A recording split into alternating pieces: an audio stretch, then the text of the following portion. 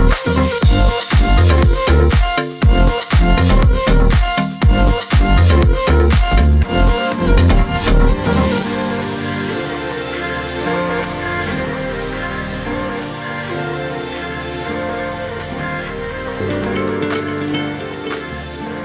ini adalah edisi pertama kelompok diskusi meja bundar. Kelompok diskusi tentang politik ngebahas apa saja. Di edisi pertama ini kita bakalan ngebahas tentang politik dan militer. Kenapa ini sangat penting kita bahas? Apa sih urgensinya militer dalam negara itu? Siapa yang lebih kuat, negara atau militer? Menurut lo semuanya? Kalau aku sih militer ya lebih kuat. Gimana kalau Bang Iqbal? Ya, sebenarnya militer dan sipil itu sama kuat ketika mereka punya kekuasaan di tangannya. Kalau menurut Bang Ruhul? Kalau menurut gua, negara dan militer itu satu. Seperti apa pembahasannya? Simak terus diskusi meja bundar edisi pertama kita, politik dan militer.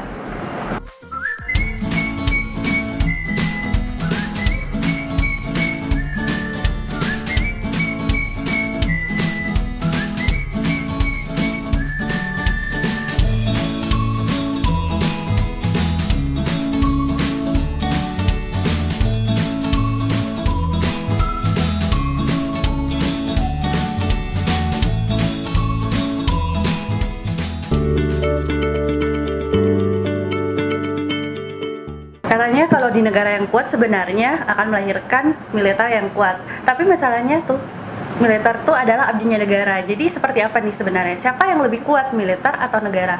Lu punya pandangan tentang militer atau negara secara teoritis nggak?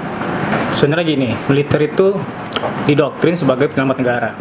Jadi negara dan militer itu nggak mungkin dipisahkan.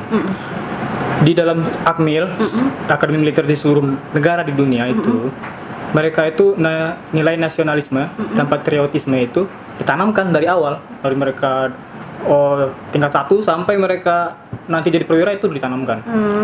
Militer itu bertugas untuk menyelamatkan negara, terutama dari serangan luar, eksternal gitu kan.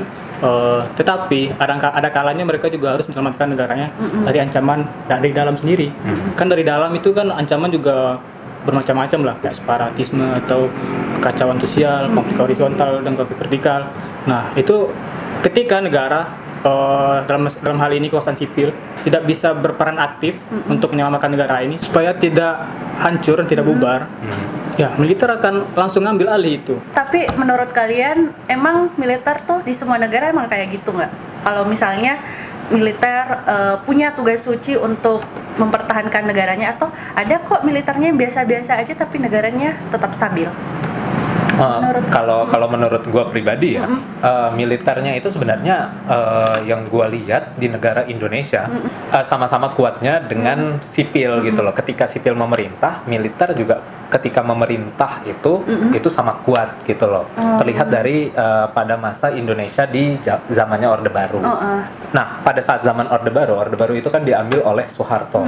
Soeharto itu kan sipil yang latar belakangnya itu kan sipil, tetapi kemudian dia beralih ke militer. Dia masuk angkatan militer, lalu dia ada peristiwa gerakan 30 September itu yang dilakukan oleh PKI. Maka dari situ dia mengambil bentuk kekuasaan gitu loh, kekuasaan untuk dia memegang kekuasaan negara. Jadi sebenarnya di Indonesia ini kita pernah masuk di masa pretorian itu. Jadi negara kita dikuasai oleh kepemimpinan militer. Tapi sebenarnya bukan di Indonesia aja. Kalau negara Amerika Latin juga pernah, Timur Tengah pernah. Ya, jadi kalau bicara soal politik dan militer, saya ingin kita mendudukkan persoalannya dalam konteks relasi militer dan kekuasaan itu sendiri. Bahwa relasi politik, militer, dan kekuasaan ini kan persoalan berkelindan yang tidak pernah selesai, gitu kan? Sehingga asumsi yang terbangun di opini publik, militerisme dalam konteks kekuasaan itu dalam tanda kutip seringkali ujungnya adalah otoritarianisme, ya kan? Atau kediktatoran. Misal contoh di di Amerika Latin misalnya Paraguay dan Argentina. Kita sama-sama tahu kalau di Indonesia mungkin ada Soeharto selama 32 tahun memimpin, maka di Paraguay itu ada namanya Alfredo Stroessner. Kalau dia setelah Fidel Castro dia bisa dikatakan sebagai pemimpin dari kubu militer yang memimpin Paraguay kurang lebih 35 tahun. Nah, apa kesamaannya dengan di Indonesia? Seperti yang saya sampaikan dari dalam tanda kutip, bayang-bayang kita itu kalau sudah bicara militeristik dalam konteks kekuasaan itu otoritarianisme dan diktator. Yes. Nah, si Alfredo selama 35 tahun memimpin Paraguay itu juga sangat banyak ya kan kasus-kasus yang mencederai kalau dalam sistem demokrasi seperti misalnya penculikan penculikan atau bahkan pembunuhan misalnya selama 35 tahun itu diduga ada 400 yang mati, 3.000-an yang kasus penculikan dan lain sebagainya. Nah, ini kan kalau ini yang terbangun dalam benak publik soal kepemimpinan militer dalam sistem politik, ini kan sungguh sangat menakutkan bagi publik ya kan, kediktator. Walaupun sebenarnya sistem kepemimpinan apapun ujungnya kan tetap dua. Pertama punya dampak positif, yang kedua dampak negatif. Tentu dampak positifnya adalah kepemimpinan diktator ini perlu kita lihat dari perspektif sebagai pemimpin yang sangat kuat, sehingga dia efektif dalam mendistribusikan kekuasaan atau mendelegasikan apa yang menjadi kewenangan dia, sehingga apa yang menjadi visi misi atau katakan program presiden bisa dijalankan oleh para pembantunya gitu kan, dalam konteks dalam kacamata positif. Tetapi dalam kacamata negatif dia mematikan ruang atau menutup ruang partisipasi publik, karena akhirnya publik tidak bisa berpartisipasi maksimal, semuanya merasa ketakutan dan lain sebagainya. Di Indonesia pasca Orde Baru itu 10 tahun kita dipimpin oleh SBY ya kan, reformasi sudah berlangsung, itu kita masuk dalam satu tahapan keterbukaan yang kita kenal sebagai demokratisasi. Ternyata SBY tidak seperti militer dalam bayangan kebanyakan kita ya kan, yang menakutkan. Tapi gini Bang, kalau misalnya seperti yang saya omongkan tadi, saya kan melihat dalam kasusnya Indonesia pada saat Orde Baru, di mana kepemimpinan dipegang pada saat pada masanya Soeharto. Latar belakang ini kan sebenarnya kedua-duanya militer gitu, antara Soeharto dengan SBY sendiri gitu Bang. Nah, apakah ada perbedaan gaya kepemimpinan antara Soeharto dan SBY gitu Bang, yang menjadi latar ketika mereka berkuasa gitu, ketika Soeharto berkuasa dengan gaya kepemimpinan yang sangat otoriter, tetapi ketika SBY berkuasa dia lebih demokratis ketimbang Soeharto itu memimpin gitu Bang. Tapi tunggu dulu, kita Gimana? lihat dari kacamata teorinya dulu. Soalnya kita lihat si Soeharto dengan SBY, siapa tahu dalam kacamata teorinya tuh emang stylenya aja yang beda. Si SBY tuh bukan militeristik, si Soeharto militeristik. Ada teori nggak tentang itu? Lihatnya gimana? Mungkin harus kita bedain dulu ya, yang mana orang pemimpin nih basicnya militer, artinya dia tadinya militer terus pensiun, kan udah sipil kan, terus akhirnya dia menjadi pemimpin tertinggi di negara ini, kan belum tentu kalau dia itu bersifat militeristik. Jadi dia lebih sipil dibandingkan orang-orang sipil lainnya. Nah, kalau dalam militer dan politik ini yang ditekankan itu sebenarnya lembaga militernya. Jadi bukan person-personnya. Iya, dia sebagai prajurit. Pas dia prajurit itu dia ikut dalam kuasa atau tidak gitu. Jadi kalau prajurit militer itu misalnya dia ikut dalam kuasa pemerintahan, selama lagi dia aktif di prajurit juga, kita menyebutnya dengan tentara praetorian. Nah, kalau dia tidak selama jadi aktif di prajurit, dia nggak ikut dalam pemerintahan, sekedar menjalankan tugasnya menjaga negara dari serangan luar, dan tidak juga ambil ikut dalam kebijakan segala macam, ya itu tentara profesional kita nyebutnya. Oh iya benar. Bahkan nih di Amerika Serikat, karena dia kekuasaan militernya emang nggak terlalu mendominasi dalam negara, dia bahkan ngatur menteri kalau ada tentara atau dari angkatan udara, angkatan darat, angkatan laut yang pengen jadi menteri pertahanan, dia harus pensiun dulu selama 5-10 tahun.